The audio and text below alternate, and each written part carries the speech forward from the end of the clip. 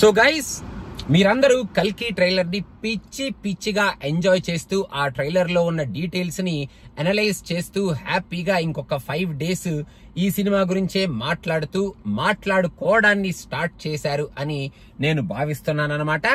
ఈ trailer release అయిన తర్వాత చాలా మంది యాక్చువల్ గా మన పేజ్ లో కానీ, వాట్సాప్ లో కానీ, ఇంకా ఇన్స్టాగ్రామ్ లో కానీ, ఇదేంట్రా బాబు ప్రభాస్ ఏంటి ఇంత నెగటివ్ గా కనిపిస్తున్నాడు, ప్రభాస్ ఏంటి ఇంత నెగటివ్ గా షేడ్ ఇచ్చాడు మన నాగశ్విన్, ఇదేంట్రా బాబు ఈ ట్రైలర్ చూస్తే అమితాబ్ బచ్చన్ హీరో మన ప్రభాస్ విలను లాగా కనిపిస్తున్నాడు, లాస్ట్ లో ఆ ఈవిల్ లాఫ్ ఏమిటి, అయినా ప్రభాస్ ఎందుకు మరి అంతగా కసిగా పోరాడుతున్నాడు మన అమితాబ్ బచ్చన్ తో, మన అశ్వత్థామతో అన్నట్టు ఈ నెగటివ్ షేడ్ ని మేము తట్టుకోలేకపోతున్నాం. మరి ప్రభాస్ విలన్ లా చూపిస్తే మరి సినిమా పరిస్థితి ఏమిటి అనేది డిస్కషన్లు అవి నడుస్తున్నాయి అనమాట. కానీ నేను చెప్పాలనుకునేది ఏమిటి అంటే, ప్రభాస్ ని కొంచెం నెగటివ్ షేడ్ లో చూపిస్తున్నారు అన్న మాట నిజమే, కానీ అది villainish kind of negative shade కాదు బాబు. ఆయనని ఆల్రెడీ బుజ్జి అండ్ భైరవలో ప్రభాస్ కాంప్లెక్స్ లోకి వెళ్ళడానికి ట్రై చేస్తూ ఆ బౌంటీస్ ని పట్టుకోవడానికి ఏదైనా చేస్తాడు. ఆ బౌంటీ హంటర్స్ వేరే వాళ్ళు ప్రభాస్ లాగా ఎలా అయితే ఉన్నారో వాళ్ళతో ఎంత ఎక్స్టెంట్ కైనా వెళ్లి ఆ బౌంటీస్ ని పట్టుకుని ఆ బౌంటీస్ ద్వారా వచ్చే మనీతో కాంప్లెక్స్ కి వెళ్ళాలి అనే ఒక స్ట్రాంగ్ ఎయిమ్ తో ఉన్నాడు అనే పాయింట్ ని కంప్లీట్ గా ఎస్టాబ్లిష్ చేసేశాడు. అండ్ ప్రభాస్ క్యారెక్టర్ ని కూడా బుజ్జి భైరవ సిరీస్ కనుక మీరు చూస్తే చాలా ఫ్రెండ్లీ క్యారెక్టర్ గా, నేబర్స్ కి హెల్ప్ చేస్తున్నట్టు, మన గుడ్ పీపుల్ కి హెల్ప్ చేసే గుడ్ సమారిటన్ లాగానే మన వాడిని చూపిస్తూ వచ్చారు. కానీ ఓ పెద్ద విలన్ లాగా కనిపించిన ప్రతి ఒక్కడిని కొట్టేసుకుంటూ వెళ్ళిపోవడం, కనిపించిన వాటిని అన్నింటినీ డిస్ట్రాయ్ చేసుకుంటూ వెళ్ళిపోయే ఒక ఈవిల్ సోల్ లాగా అయితే మన నాగశ్విన్ ఇంతవరకు ఎస్టాబ్లిష్ చేయలేదు. Even though in both these trailers అలాంటి ఎస్టాబ్లిష్మెంట్ ఏమీ చేయలేదన్నమాట. ఇప్పుడు మీరు సెకండ్ ట్రైలర్ ని కొంచెం డీటెయిల్డ్ గా నోటీస్ చేసినా కూడా మన ప్రభాస్ ఈ సెకండ్ ట్రైలర్ లో కూడా అశ్వత్థామతో ఫైటింగ్ చేసేది ఆ బౌంటీని, ఆ 1 million యూనిట్స్ ని సంపాదించుకోవడం కోసమే తప్ప అక్కడ ఎవరినో చంపేద్దాము, అక్కడ చంపేసి ఈయన విలనిజాన్ని ప్రూవ్ చేసుకుందాము అన్న కైండ్ ఆఫ్ ప్రయత్నంలో ఆ క్యారెక్టర్ ని మన నాగశ్విని ఏమీ చూపించట్లేదు. ఇంకా మీరు కొంచెం డీటెయిల్డ్ గా చూస్తే మన ప్రభాస్ రెబల్స్ ని చంపేస్తున్నట్టు కానీ, రెబల్స్ ని చంపుకుంటూ వెళ్ళిపోయి మన దీపికా పడుకోనేని లాక్కొస్తున్నట్టు కానీ అలాంటి షేడ్స్ ఏమీ చూపించలేదు.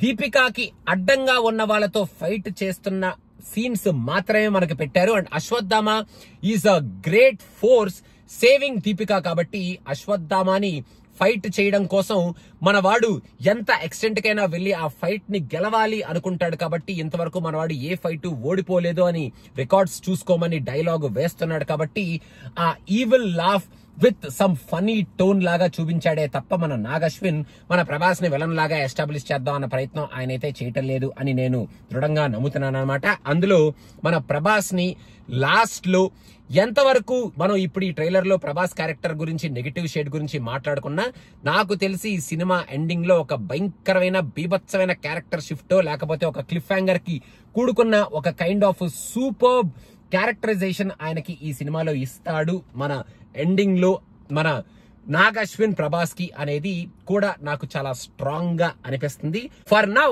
ఈ ట్రైలర్ లో మన ప్రభాస్ మన అమితాబ్ బచ్చన్ తో కొట్టుకునే సీన్స్ మాత్రమే మనం చూస్తున్నాం. కాబట్టి మన ప్రభాస్ ఆ కొట్టుకునే రీజన్ కూడా ఆయనకి ఉన్న ఎయిమ్ కి సంబంధించిన ఒక స్ట్రాంగెస్ట్ రీజనే. కాబట్టి ఆ రీజన్ లోంచి మన ప్రభాస్ క్యారెక్టర్ ని ఎలా డెవలప్ చేస్తాడు, ఆ ఫైట్స్ లోంచి మన ప్రభాస్ క్యారెక్టర్ మన శంబాలాలో మన రెబల్స్ తో ఎలా కలిసి నెక్స్ట్ పార్ట్ లోకి వెళ్తాడు, అసలు వెళ్తాడా వెళ్ళడా, మన రెబల్స్ తో మన ప్రభాస్ అసలు కలుస్తాడా లేదా. సో ఈ ఫైట్ మధ్యలో మన శంబాలాలో మన రెబల్స్ కష్టాలు, అక్కడ ఉన్న ప్రజల కష్టాలు చూసి మన క్యారెక్టర్ ఏమైనా మారుతుందా, లేకపోతే ప్రభాస్ క్యారెక్టర్ ని నెక్స్ట్ పార్ట్ లోకి తీసుకెళ్లేటప్పుడు ఏ రేంజ్ లో తీసుకువెళ్తాడు. ప్రస్తుతానికి మనం ఇప్పటివరకు చూసే సీన్స్ వరకు మాత్రం మన ప్రభాస్ కాంప్లెక్స్ కి హెల్ప్ చేస్తున్న సీన్సే మనకి కనిపిస్తున్నాయి. Because to earn that 1 million units to go to complex. కాబట్టి ప్రభాస్ క్యారెక్టరైజేషన్ మనం అలా చూస్తున్నాం తప్ప సినిమాలో ప్రభాస్ క్యారెక్టరైజేషన్ లో చాలా వేరియేషన్స్ ఉంటాయి. అండ్ లాస్ట్ లో ఈ శంబాలలో ఆ ఫైట్ జరిగేటప్పుడు అసలు అక్కడ ఏం జరుగుతుంది, అసలు ఆ ఫైట్ లోంచి మన క్యారెక్టర్ ప్రభాస్ క్యారెక్టర్ ని ఎలా మన నాగశ్విన్ సెకండ్ పార్ట్ లోకి తీసుకువెళ్తాడు అనేది మాత్రం మనం వేచి చూడాలి. అండ్ డెఫినెట్ గా ప్రభాస్ క్యారెక్టరైజేషన్ లో మనకి తెలియని విషయాలు చాలా దాచి ఉంచాడు. అది ఒక్కొక్కటిగా సినిమాలో ఓపెన్ చేస్తాడు. నా ప్రగాఢ నమ్మకం అన్నమాట. అంతే తప్ప ప్రభాస్ ఈ సినిమాలో విలన్ రోల్ కానీ, ప్రభాస్ ఈ సినిమాలో నెగిటివ్ క్యారెక్టర్ కానీ, అబ్బో ఎంత నెగిటివ్ ఉన్నాడేంట్రా అని కానీ, ప్రభాస్ ని మనం విలన్ లాగా చూడడం కానీ అలాంటివేమీ జరగవు బాబు అనేది నేను అనుకుంటున్నాను. మీకెలా అనిపించింది ఈ ట్రైలర్ చూసినాక మన ప్రభాస్ క్యారెక్టరైజేషన్ అనేది కింద కామెంట్స్ లో మెన్షన్ చేయండి. I don't think Prabhas is playing a negative shade, negative character. కాకపోతే జస్ట్ లైట్ గా ఆ క్యారెక్టరైజేషన్ లో ఆయనకున్న ఎయిమ్ లోంచి వచ్చే ఆ నెగిటివిటీయే తప్ప ఆయన క్యారెక్టర్ ని ఒక నెగిటివ్ క్యారెక్టర్ లాగా చూపించట్లేదు మన నాగశ్విన్ అని నా నమ్మకం. మీరేమనుకుంటున్నారు కింద కమెంట్స్ లో మెన్షన్. అదనమాట సంగతి. Thank you so much. Bye.